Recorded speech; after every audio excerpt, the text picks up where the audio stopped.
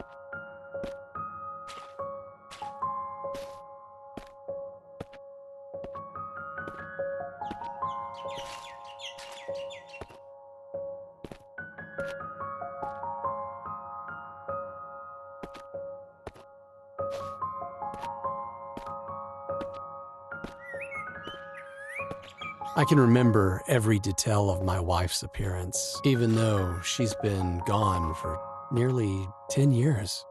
I remember how her cheekbones would rise when she smiled. Remember her long, raven black hair flowing down her back like a shiny waterfall.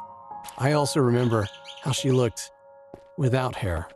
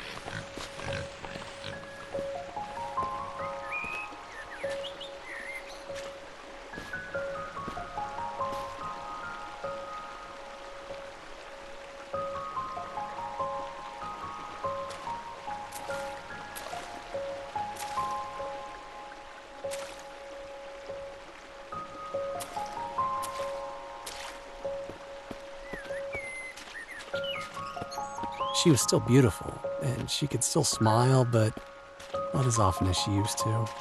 The sickness came and went quickly enough, but when it went, it took her with it.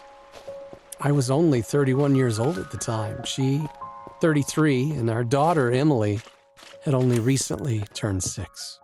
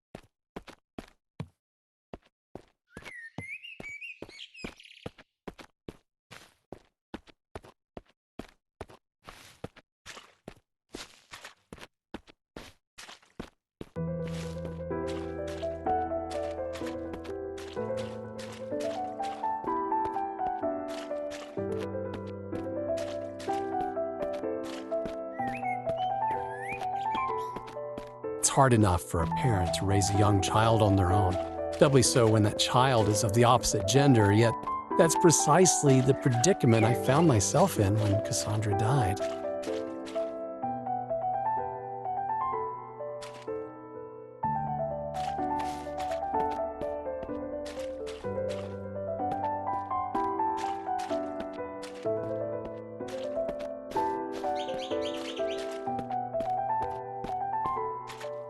By all means, both sets of grandparents did their best to help out, but my pride dictated that I could only ask so much of them.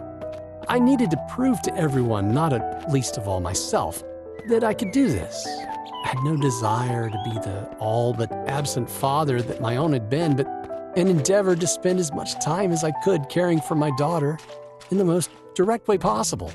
I won't deny that the odd drink came in handy during this early period, but it was yet to become a problem.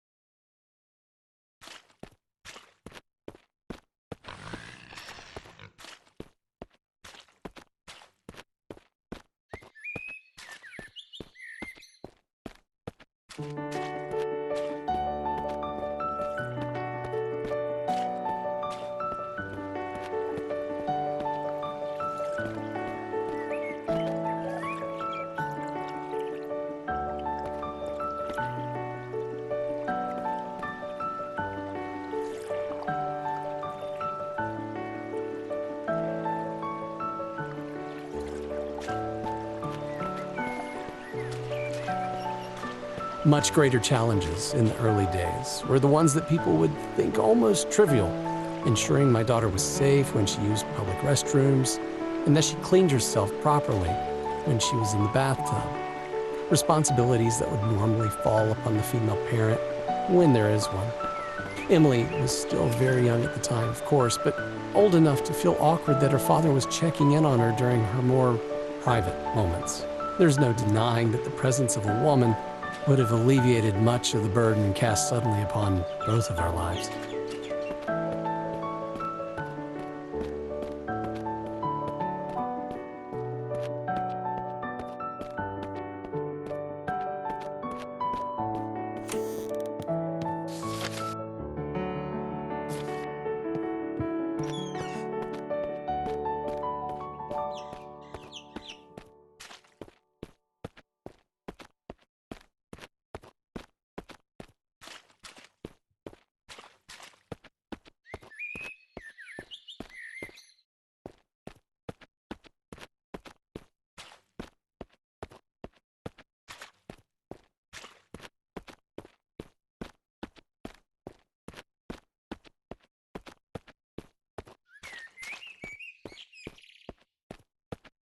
It's not like I didn't try to meet other women after Cassandra's passing. I even went on the odd date, but, well, between my teaching job and my responsibilities as a single parent, it was hard to not only find the time, but to find someone to babysit for the evening without calling upon the goodwill of the grandparents yet again. Most of all, though, it was impossible to find someone to fill the yawning void that Cassandra had left in her wake.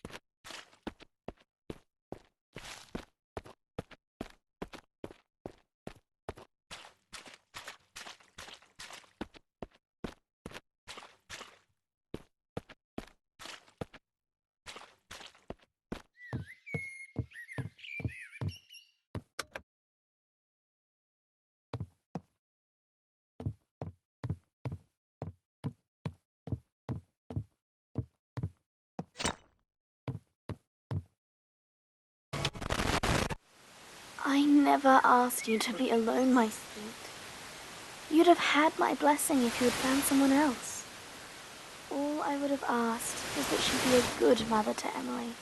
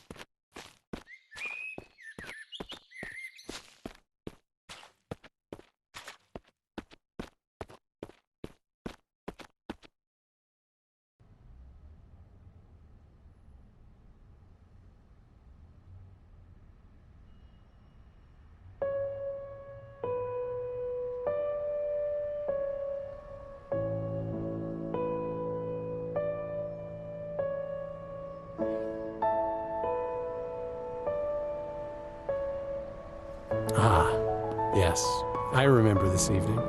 My wife left a note for me with a friend of ours who worked at a place called Danny's Cafe. Oh, she always did like her little games. We had a lot of good times in this district, made a lot of good friends, enjoyed a lot of good meals, but there are, unfortunately, other memories which I associate with this place.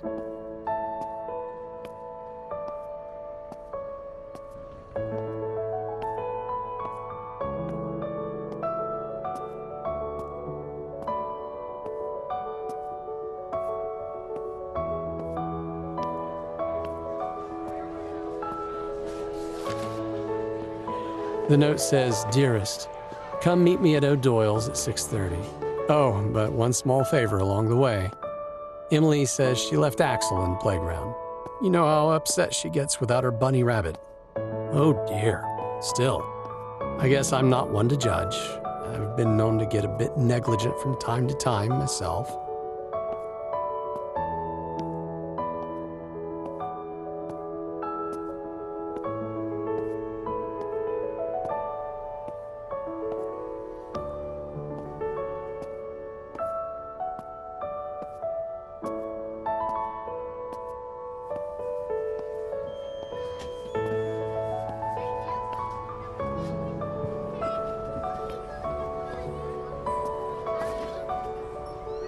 That's one errand run.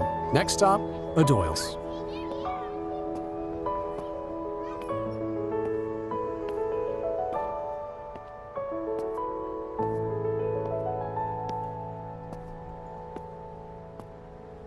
Ah, the aromas of this district, the delectable scent of recently roasted coffee beans, freshly cut cake, and all manner of chocolatey delights. Truly a gastronome's paradise.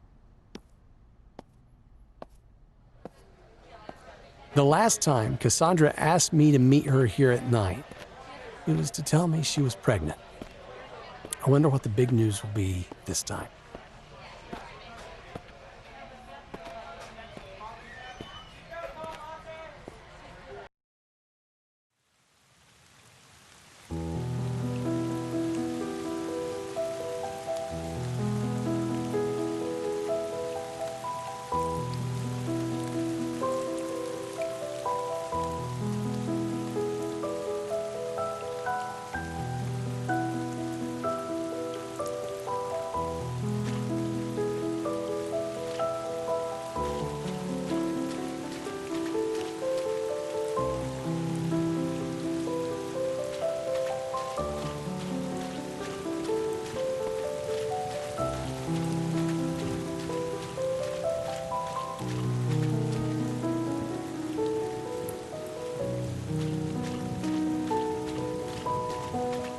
Somehow, teaching children of early high school age had done little to prepare me for the task of raising a child not many years younger. She still had an innocence at her age, while the scamps that I taught, I'm being a bit harsh, of course, but, well, the students that I taught were in the process of growing up very quickly, a little too quickly, some of them. I sincerely hoped that my Emily wouldn't be quite so precocious by the time she was that age.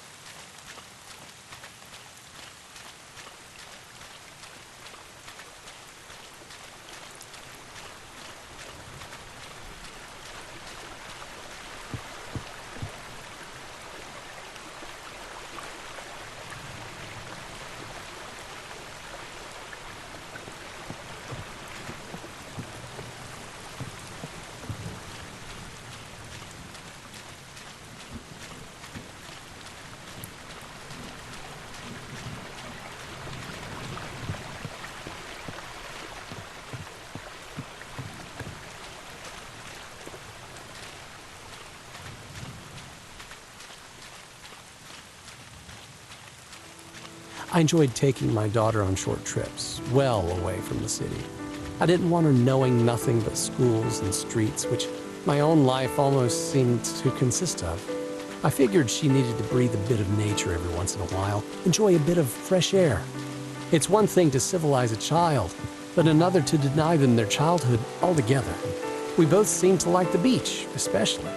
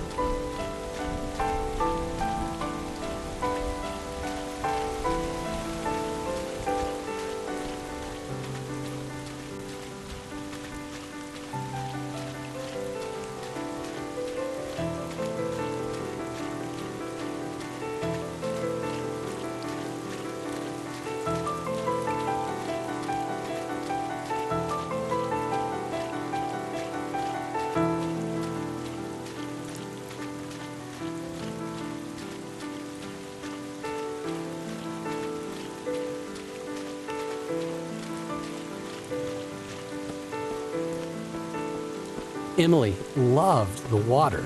In another life, I believe she could have easily been a fish. Sometimes I even called her my little mermaid.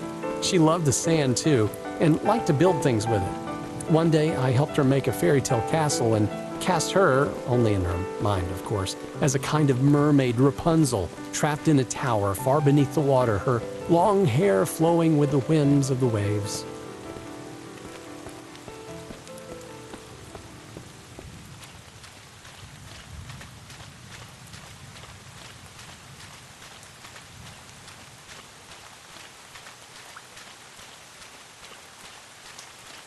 "Would you be my prince and come save me, Daddy?" she asked. "No, sweetie, that'll be another man. We just don't know who yet. But one day your prince will come." I further hoped to myself, and only to myself, that the man in question wouldn't merely break her heart. I wished nothing more for her than to find the happily ever after that eludes so many others.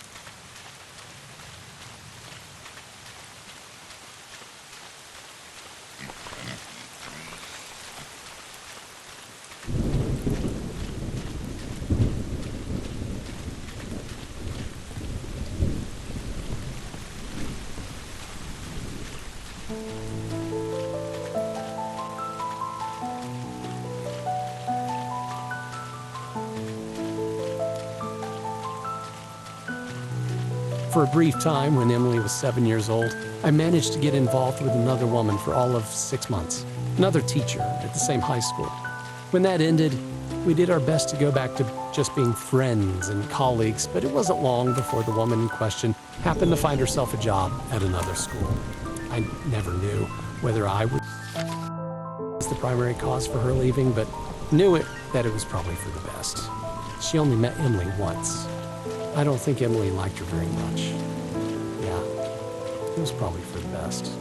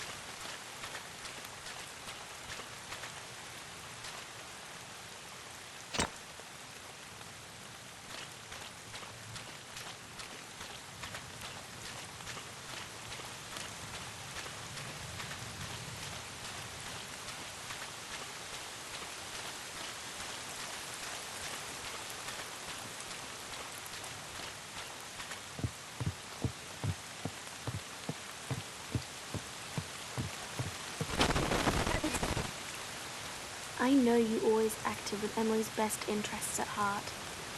And mine when I was alive. You were a good husband. And a good father. Nobody's perfect.